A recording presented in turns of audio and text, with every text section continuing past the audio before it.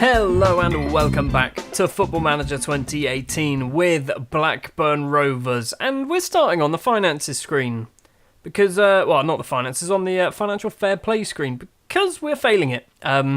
We're only failing on the yearly player wage expenditure because we are spending £101 million a year as opposed to the 88 that we're allowed. We're quite a lot over it, and obviously the transfer window has shut in the January transfer window. I don't think I'm going to be able to reduce that enough to make a difference. So, if player wage expenditure increases above allowed limits, a fine of a percentage of the amount overspent will be imposed. So we will be fined by some money. I don't know what the percentage is, but we will be fined. Continental club competitions isn't a problem. We're doing fine in that one.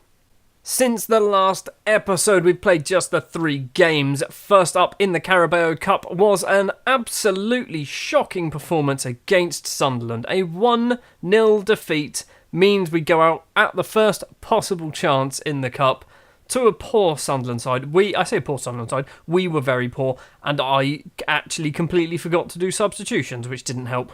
Back in the Premier League, and our performance against Sunderland kind of bled into this performance against West Ham, I reckon. It was a 1-1 draw in the end. Gustavo Ortuso scores a goal after 10 minutes for us.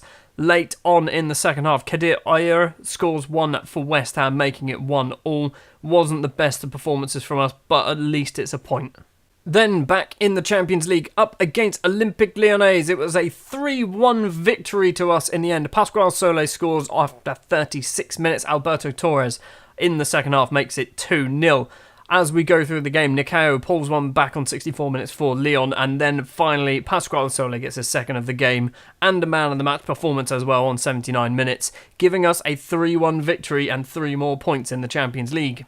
Premier League table-wise then, we are in second place currently behind table-topping Chelsea, who've won 4 and drawn 2 and have not lost a single game so far. We are joint with Southampton, who we obviously played last episode, and Liverpool on 13 points. Today, we are going to be up against Newcastle, who are down in 5th place. I nearly said 15th, in 5th place, just 1 point behind us.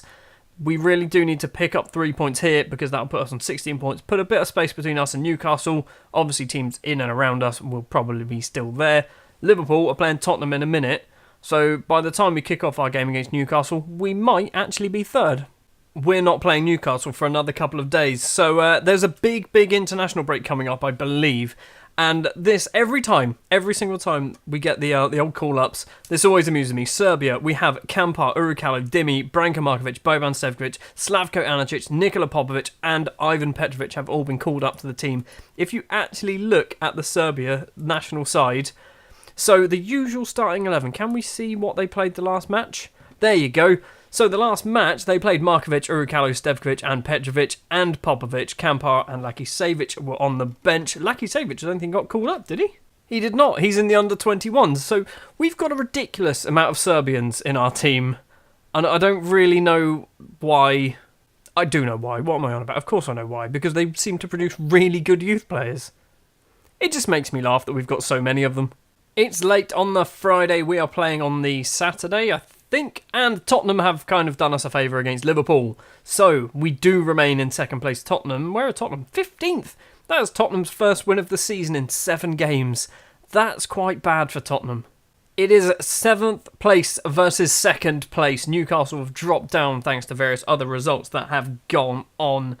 A win here will put us ahead of Chelsea because I think Chelsea are playing on the Sunday, so we can go back top of the table, put the pressure back onto Chelsea, who, coincidentally, we play next. So we'll come to that next episode in a minute. I don't know yet. There's a lot of episodes in a very short space of time.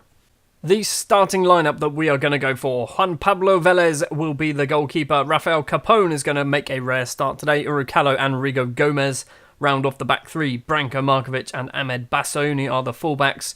Klaus Jensen and Alberto Torres are the 2 central midfielders. Adam Fenton will be behind Gustavo Ortuso and Pasquale Solé.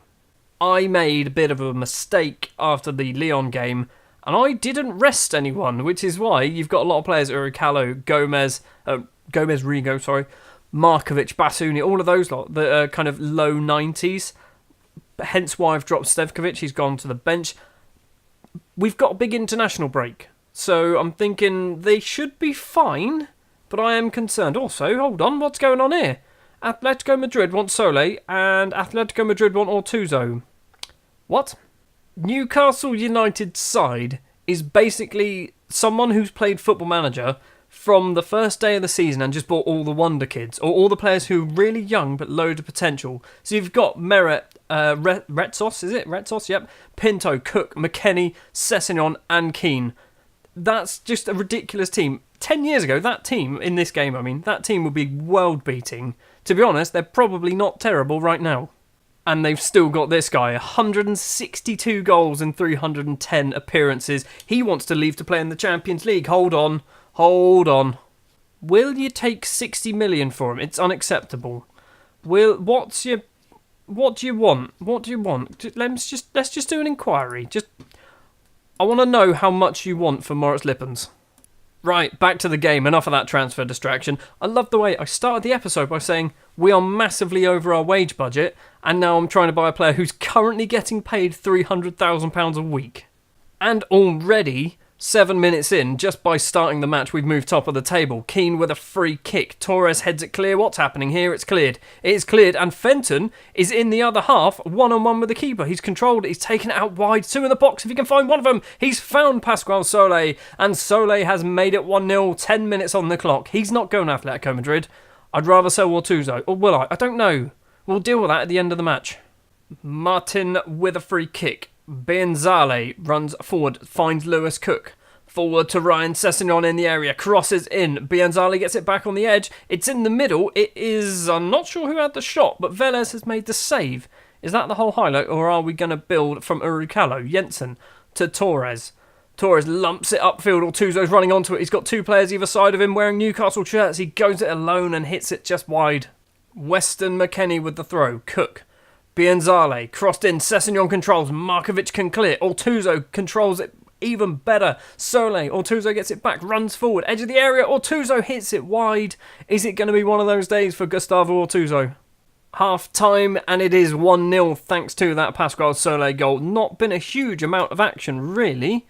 I'm just going to get the assistant to do my team talk, Sam Page, and we're going to go straight into the second half. 10 minutes into the second half, and Lippens gets the ball. Capone heads forward, though. Weston McKennie controls.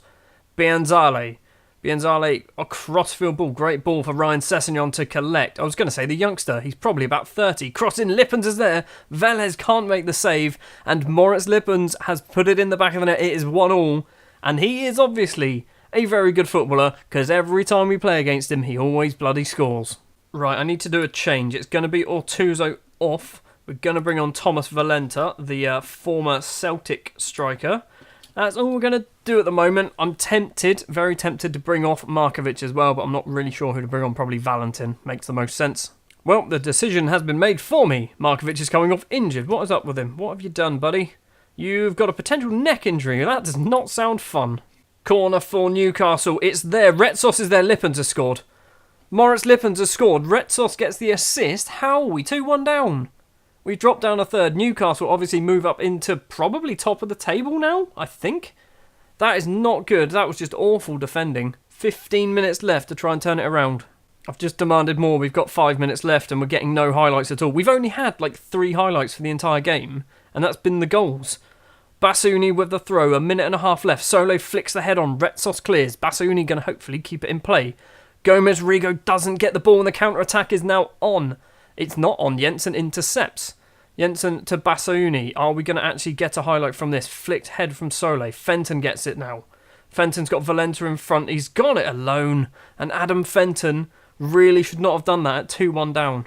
Meret with the goal kick. 45 seconds of the 95 remaining. Capone heads forward. McKennie. Martin. Affle for Newcastle.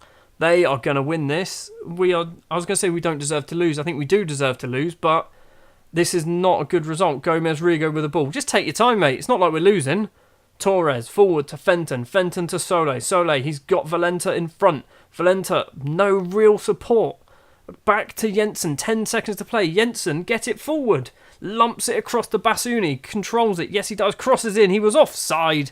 Why were you offside? That is the end of the game.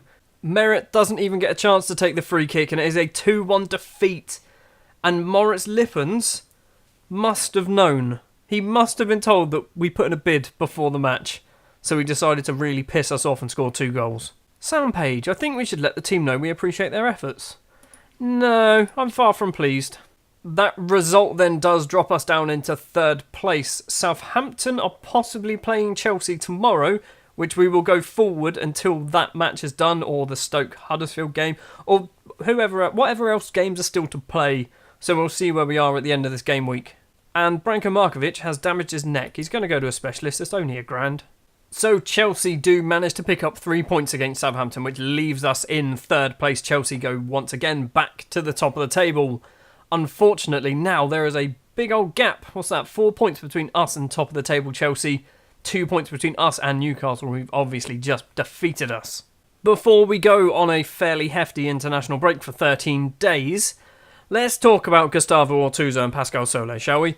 They are both wanted by Atletico Madrid. Apparently, Simeone, who is the Atletico Madrid manager, was at the game watching both of them. Soler obviously scored, Ortuso did not, so immediately I'm there thinking, probably more interested in Soler.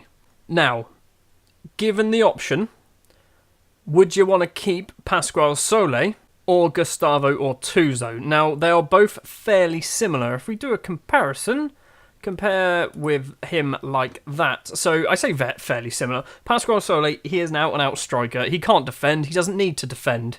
So, he's obviously, he's two at defending, but that's not his job. Aerially, he is better, but technically he is worse than Gustavo Ortuso. They are, like I said, they're fairly similar. I can't really say which one is better.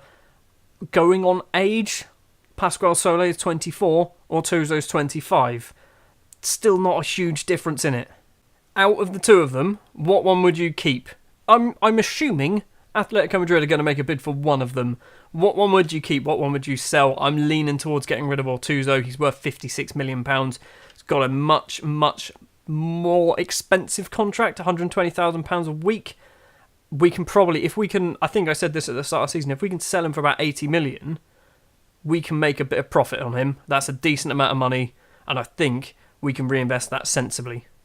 Next episode, we're not going to go very far at all, and it will be tomorrow. So today will be a Friday, I believe.